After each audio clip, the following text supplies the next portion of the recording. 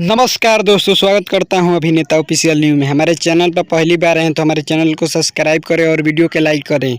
ये खबर है जुबली स्टार दिनेश लाल यादव उर्फ निरहुआ के छोटा भाई परवेश लाल यादव के फिल्म घूंघट में घोटाला पार्ट 2 के बारे में बहुत ही बड़ी जानकारी देने वाला हूं। वीडियो को पूरा देखें तभी समझ में आएगा। इस फिल्म के स्टार कास्ट में परवेश लाल यादव और तनीषा मेहता और दिनेश लाल यादव उर्फ निरहुआ इसमें विलेन के रोल किए हैं, जो कि अघोरी वाला रोल, जो कि हर एक भूतनी फिल्म में ये किया जाता है। अभी तक इस फिल्म को टीजर को आप लोग नहीं देखे हैं तो कृपया जाकर देख सकते हैं निरहुआ म्यूजिक वर्ल्ड पर। जी हाँ दोस्तों, निरहुआ म्यूजिक वर्ल्ड पर ये फिल्म का टीजर रिलीज हो चुका है आज सुबह 6 बजे।